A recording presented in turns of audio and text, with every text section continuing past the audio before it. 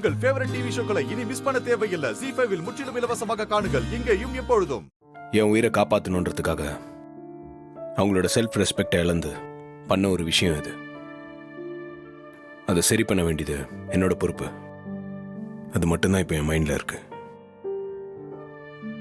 இன்னைக்கே அதுக்கான வேலையை ஆரம்பிக்கிறேன். நான் ஒதுங்கி போனாலும் சிதம்பரம் என்னை விட மாட்டேங்கிறாரு. இனிமேல் தான் யாருன்னு அவருக்கு காட்டணும். எப்படியோ சார், இவ்ளோ தூரம் கிரிமினலா இருக்கிற அந்த ஆளை ஜெயிக்க கூடாது. சரிங்க, நான் கிளம்புறேன்.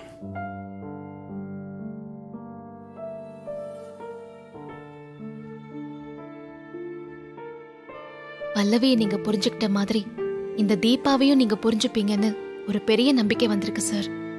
எனக்கு ஏதோ மனசுல உள்ள ஒரு பெரிய பாரமே குறைஞ்ச மாதிரி இருக்கு.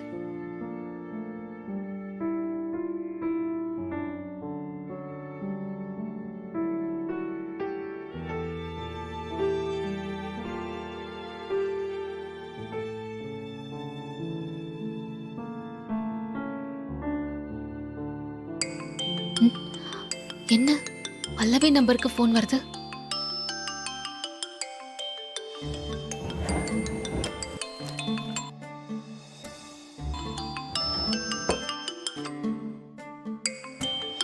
கார்த்திக் சார் தான் கூப்பிடுறாரு.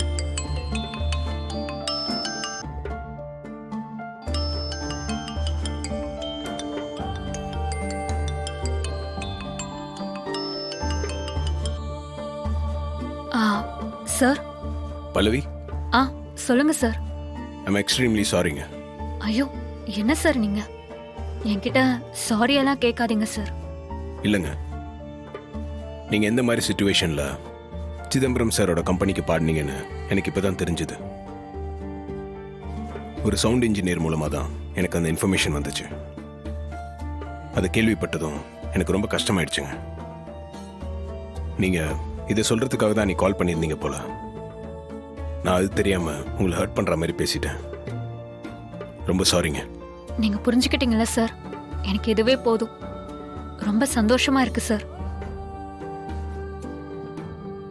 ஆக்சுவலி உங்ககிட்ட எப்படி பேசுறதுன்னு தெரியாம ஹெசிடேட் பண்ணிட்டே இருந்தேன். என்னோட ஒய்ஃப் தான் சொன்னாங்க, பல்லவி கண்டிப்பா புரிஞ்சுப்பாங்கன்னு. அவங்க சொன்ன மாதிரியே சிச்சுவேஷன் நீங்க புரிஞ்சு பேசுறீங்க. ரொம்ப தேங்க்ஸுங்க. ஐயோ, நீங்க என்ன புரிஞ்சுக்கிட்டு இப்படி சமாதானமா பேசுறீங்கல்ல, அதுவே எனக்கு போதும் சார். சரிங்க பல்லவி, ஓகே பை. சார், சொல்லுங்க.